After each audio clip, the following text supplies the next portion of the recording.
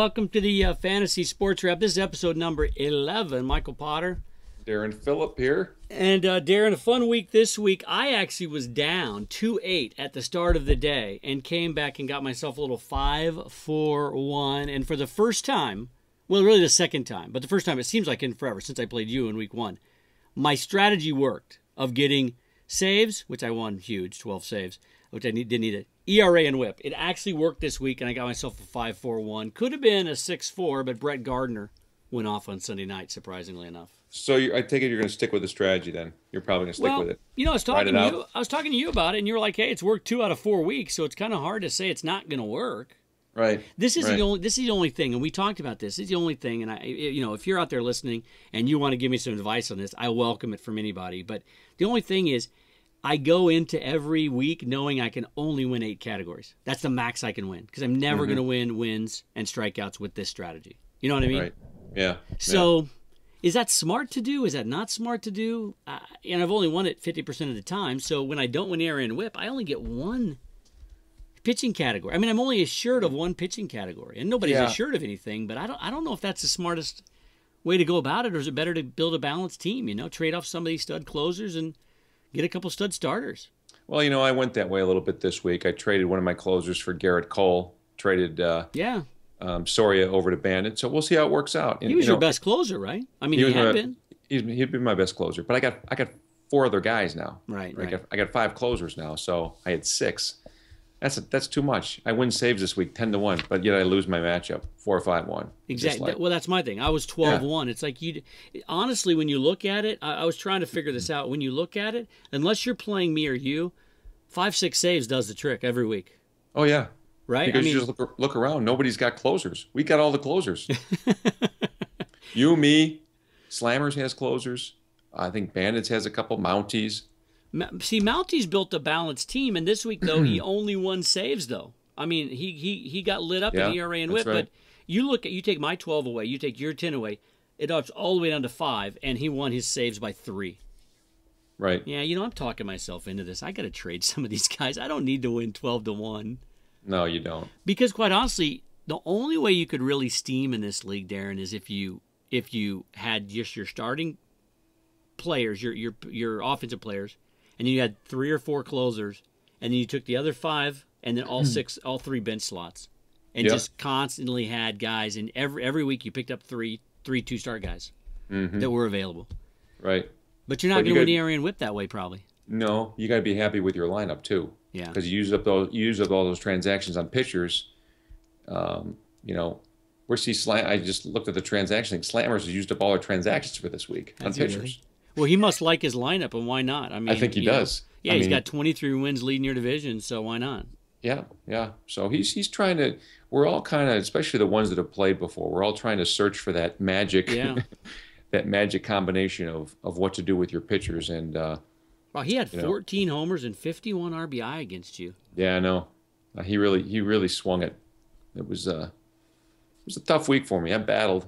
Was down 2-8 at one point, but got a 4-5-1. We talked this morning because you texted me and said, "Man, I don't know. Do I bench my starters and just get ERA and whip?" But you also were close in strikeouts and wins. So what did you decide to do and how did it work out? Well, I was only up 4 strikeouts coming in. I was down a win. Saves were not an issue because I was way up in that. I was up in ERA and whip.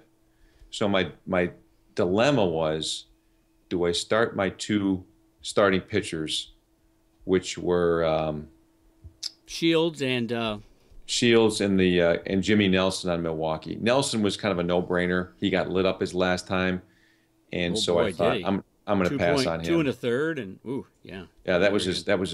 And today he pitched better, but I don't think he would have helped me.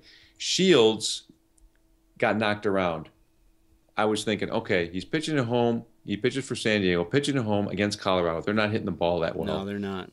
But he kind of had a rough outing, but he got the win. So I cost myself ERA, but I did pick up the win and forced a tie. So I probably lost about. I'm thinking I lost maybe a half a game with that. Yeah. With that move, possibly.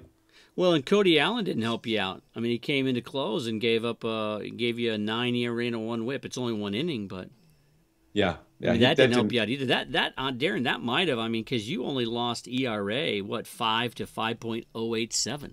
Yeah, yeah. That could have determined it right there. But Yeah, that was my dilemma. I went with it. I thought, you know what? I'm not going to sit back and then have nobody pitch. right. He gets strikeouts. He pitches well enough to, but he had a guy that didn't pitch well today. Castro on Toronto got lit up, but you can't know that. Right. Yeah, you don't know what's going to happen. So I don't regret the decision. It was a relatively tough decision, but when it came down, I'm like going, this is my ace pitcher. I'm going with him. He should perform. Schuff still got Archie Bradley, who's on the DL. Is he hanging on to him did he put him on the bench or DL or? I didn't notice he was in his lineup today. I think he might have. No, he didn't drop him either. No, he's got Interesting. that Adam Ottavino, the Colorado guy on his DL. He's trying to hang on to him to see if he comes back and is the You know closer what? when he returns. No, he dropped him. He dropped him today, and he moved Bradley over to. Okay. So he's kind of shoring up some starting pitching, is what he's Well, doing. so for everybody out there, Ottavino is a guy who I might go pick him up, get another closer. But I got I'm gonna axe give you for 12 closers. Is that what yeah, I want to win 15-1, 12-1s for weenies, man. Oh gosh. Yeah, there was some interesting. When I was down 2-8, I liked where I was, but I needed some outings from some guys, and the fat man on my squad just did the trick, man. Evan Gaddis, who I was hanging on him for two reasons. Number one, I thought he can't be this bad. He struck like 25 Right. times in a row. He can't be this bad. And number two, there's not that many good hitting catchers out there. So if he gets going half to what I think he is, he's still better than a lot of the catchers out there. And Gaddis had a fantastic. He had 2 home runs today, and I call him the fat man. He wouldn't probably like that, but he's hefty. He's husky. Yes. 7 runs, 5 homers, 12 RBI, 318 for the week. So that helped me a lot. Very robust numbers there. Robust numbers for a robust man. And I got like 9 steals, oddly enough, which I was surprised. I'm Yeah. not a stealing team. You know? You had a pretty decent week. I mean, you put up some good numbers. You got the win. You got to be happy with that. Anytime you get a win, you got to be happy. Yeah. I was just watching this. I don't know about you, but I don't like it when I don't have anybody in the last game, the Sunday night game, and my opponent does. This time I had A-Rod and they had Gardner, Docs and Jocks, and Gardner actually had the better night. Gardner went off tonight, had scored a run on a home run by Chair, and then had a 3-run shot that barely got over the wall. I'm like, how can you not catch that ball? Was that Mookie? Was that Mookie back going for that one, or was that somebody else? Did you I didn't see see it. Didn't see it. No. Oh, the guy went up against the wall and bent back over the wall, and the ball just went over his glove. It might have been. I forget the right fielder. I don't think he's really that good. It might have been him because Mookie's pretty tough. Mookie is tough. He's a good defensive player. Not that it matters in fantasy, but he's pretty good out there. Wouldn't it be kind of cool if you could optimize some defensive numbers too? Yeah, you want to start doing that now, and you and I get credit for defensive numbers. Nobody else does. I like it. Nobody else does, just us. Errors don't count against us, though. Nothing like that. Yeah. But anyway, you can look at the scoreboard. You can see what's going on. Look at the standings. Things have bunched up. Mounties has taken the lead over Tower in your division because they beat Tower 6-4. Slammers has lengthened their lead over me in my division, and now I'm tied with Team Brittain. I square off with Team Brittain coming up this week. That's going to be a nice one. It'll be a nice matchup. Yeah. And but everyone's kind of, you got Bandits the two and teams. Pride, just a couple games back for Bandits, 4 games Right. back from you guys for Pride, but 9 games back from Schuff at 23 wins. But when you look at it, remember, it's the top 4 teams that make it, 1 in each division and the next 2. And right now it's Mounties with 25, Tower with 24, Schuff with 23, and then there's 1, 2, 3, 4 teams with 18 wins. Yeah. Just the losses and the ties separate those guys. Yeah, I got Docs and Jocks in my crosshairs. I'm looking to overtake them for that 4th spot. That's my goal this They're week. sitting there right now, aren't they? They are. Well, Yep. you got Brittain. I'm sitting down there tied. Well, I'm actually sitting down there in 4th place in mine, and I play the 5th place team, Domaracki, next week. Mm-hmm. So that should Yeah, be or this week, I guess. You need to stay out of the basement. That'll be a little demoralizing. Don't get in the basement, man. Come on. Thanks for bringing that up. They throw a ton of pitchers at me, so if I'm ever thinking about changing my strategy, I can't do it this week because it wouldn't matter because they've got like 12 starting pitchers on their staff. So I'm not going to win ERA. I'm not going to win WHIP, or I'm not going to win strikeouts and wins. So I might as well go for those 3 categories. And they got some pretty good pitchers though, right? So this is the kind of a week where it's going to be tough for you to win ERA and WHIP, I think. But we'll see. Dude, you're fantastic at a pep talk. Like, is this what you tell your team in the locker? Guys, it's going to be tough. We got Brittain, but man, they're really playing better than you clowns. Oh my gosh! What was that high school you coached back with that flag football team? St. Louis the King. Yeah. How good were you guys? We were awful. I mean, we were little. Didn't you play Kevin Wiggins' team and they just tortured you? Like he was over in a lawn chair, like smoking a cigar. He's talking to parents. He's not even coaching. I got my clipboard. I'm stressing over what play I'm going to run yet. I actually How old are these kids?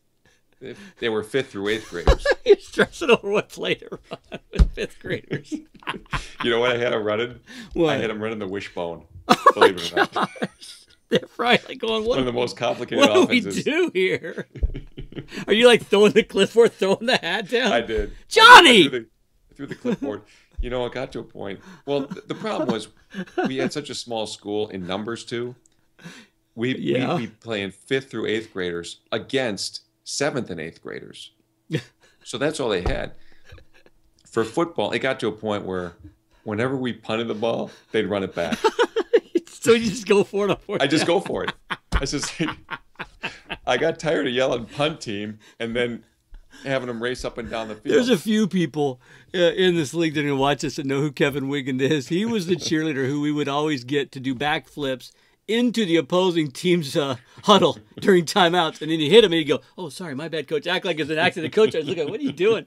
This guy is crazy. And he would be, I remember I came to a game and Deron's freaking out and Kevin's over there glad hand and shaking. He's not even paying attention. These guys are running, streaking up and down the field, scoring touchdowns. It was awesome. You know, as we moved on, didn't Pittner set you up with that gig? Didn't he leave Pittner and he's like, oh, take it over? Yeah, you'll love this.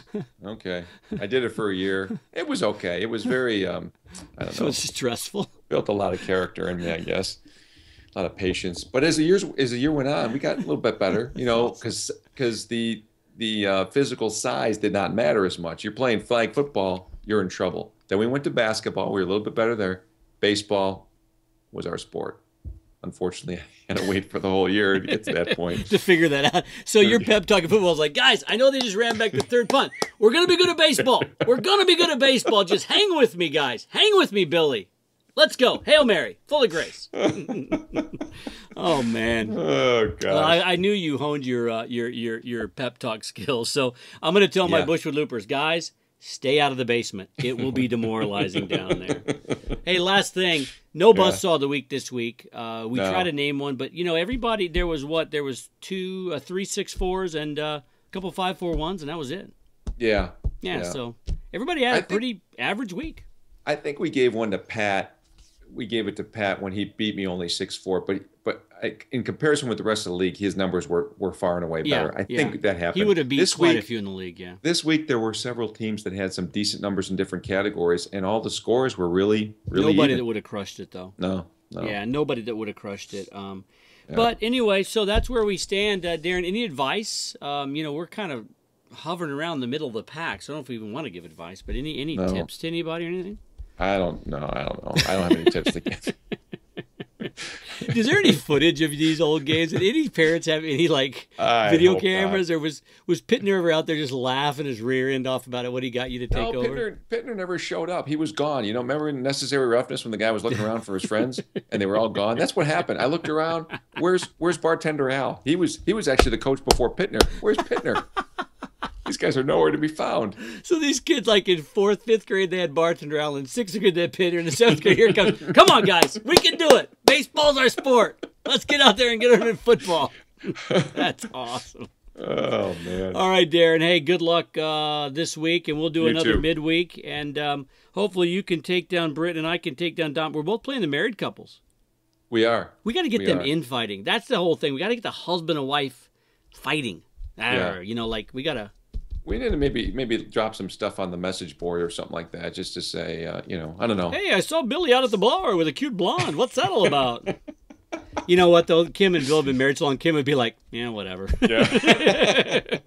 All right, Deron, have a great night. We'll talk to you guys next week, or in a couple days, probably. Sounds good.